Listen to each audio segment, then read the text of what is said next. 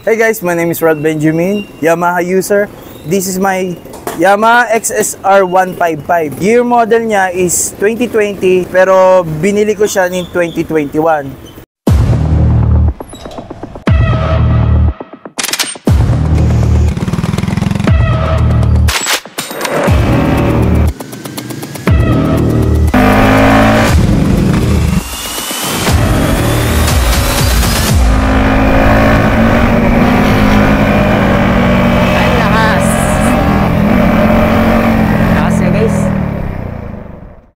For today's video, kasama natin si Ralph. At itatry natin tong XSR 155 niya, re-reviewin natin. At di naman totally full review.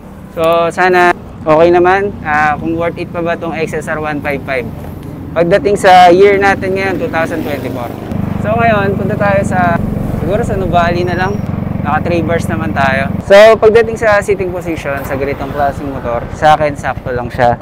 Eto, hindi ako tiptoe, flat. Naka-flat yung pa ako. Ang maganda sa kanya, itong tangke. So, unlike sa mga scooter, itong tangke, na pe-prevent niya yung pag-slide natin sa unahan, lalo na kapag nagbe-brake tayo. So, maganda siya. So, kung mapapansin niyo naman, medyo maganda rin yung yung pagkakaupo ko sa kanya. So, sakto lang yung height ko. Sa bagay, binago kasi ni Ralph yung dito, manibela. So, yung tangkad niya, sakto lang sa akin.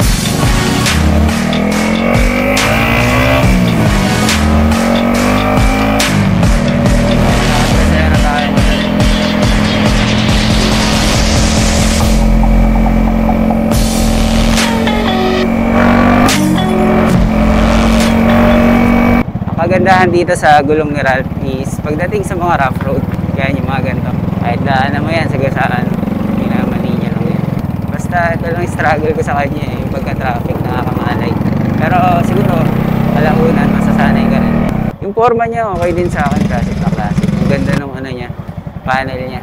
So, dito tayo ngayon sa Santa Rosa. Time check natin is alas 3. So, nagre-review tayo ng XSR 155 at tinatest natin yung performance niya as dito sa city driving.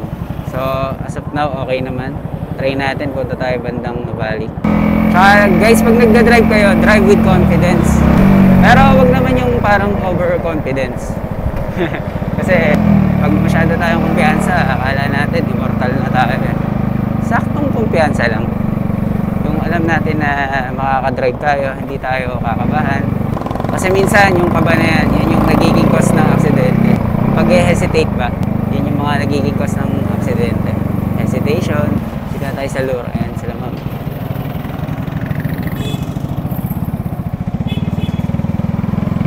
So, diretso lang tayo.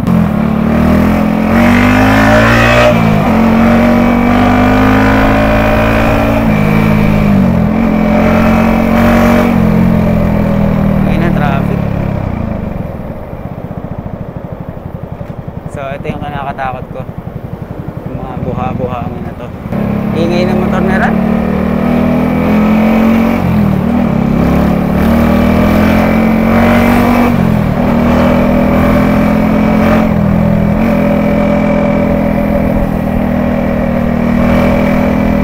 Wala, makabalik tayo mamaya agad kasi matraffic dito. Parang gusto ko naman bumalik eh. Pwede. Kasi mamaya matraffic na dito. Balik na tayo. Masyado nang malayo para sa pagre-review. So, dito lang tayo.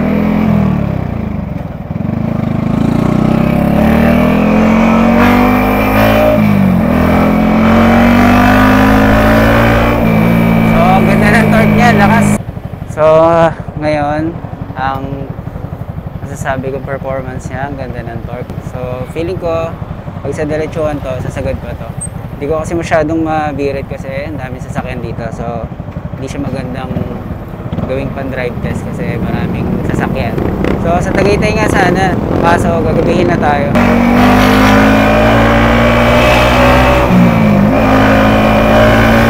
Sarap, lakas.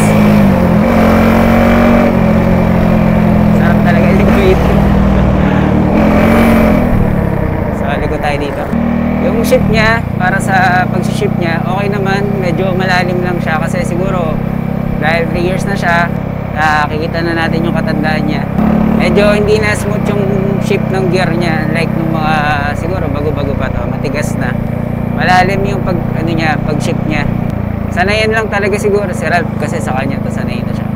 So yun. Sa brake, hindi siya ABS yung harap, disc brake. Disc brake to parehas. So sa brake naman, okay naman, maganda. Maganda yung brake niya. Responsive, pagka piniga mo, bigay agad. So dapat alalay ka lang din sa preno dahil wala siyang ABS. So dahil malaki naman yung gulong niya, stable, hindi ka naman basta mag-slide dito. Huwag lang talaga yung sobrang brake mo. Ilang oras pa lang ako nagmumotor, wala pang 30 minutes. Malay na yung kamay ko. Yun ang disadvantage ng mga manual. Lalo sa long ride, nakakangalay, so hindi ka relax. Gumagalaw lahat ng mga daliri mo, kamay mo, paa mo. May mga tao kasi na mahilig din sa manual. Kumbaga gusto nila lahat gumagana. Pero suggest ko sa mga may edad, mag-scooter na lang kayo. Lalo na yung mga nasa 50 pataas, mga pa-senior na. Parang medyo may hirapan na kayo pag manual. O kung sanay din kayo dati, kung gumagamit kayo, wala naman problema. Kanya-kanya ng kanya-kanyang preference ng motor yan. Kaya tatry ka dito.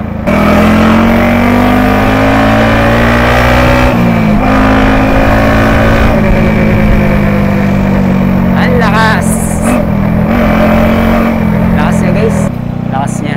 Ito nga pala yung XSR 155 ni Ralph Benjamin, yung member natin sa VIP Soft South. So, based dun sa gamit ko sa kanya, maganda yung torque niya. Ang pinaka nagustuhan ko sa kanya, yung torque niya, napakalakas. Ang lakas sa matak. So, V-rubber na to. Ang size nito is eto, 4.60 by 17. So, mamaya check natin. So, naka-dual disc brake siya, rear and front. So, sa looks niya, classic na classic yung upuan. So, medyo maiksi lang tignan kasi wala tong bakal dito eh. Tapos, sa taillight, so, mahalog-alog yung taillight niya. Ingatan niya lang sa mabit to. At meron siyang maliit ditong taillight na red, yung stopping light niya. So, check natin. So, okay. Visible naman to. So, sa signal naman, okay naman yung signal niya. Okay. Visible din. Kita naman. Tapos, sa unahan, yan. Same dito sa kabila. So, okay din siya. Sa headlight naman, ang headlight niya is ito. So, hanggang dun lang muna yung pagre-review natin at di pa natin totally kabisado to. So, yung drive test lang muna, tinesting natin. Balik muna tayo.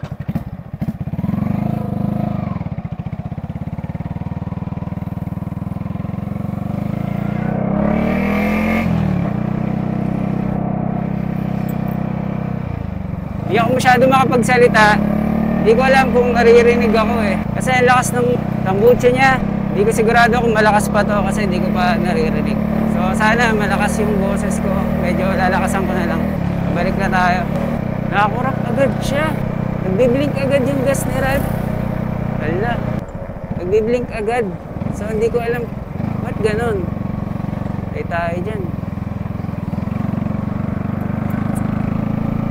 Nagbiblink agad yung niya.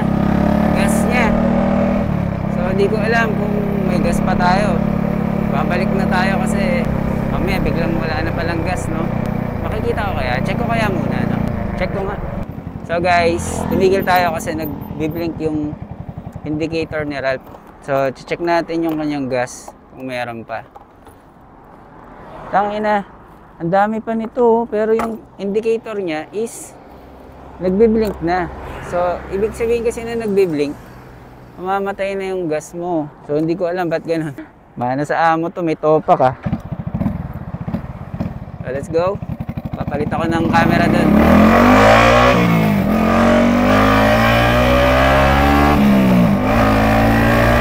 Tangin na, kaya mag-wheel din ito eh. Ang lakas.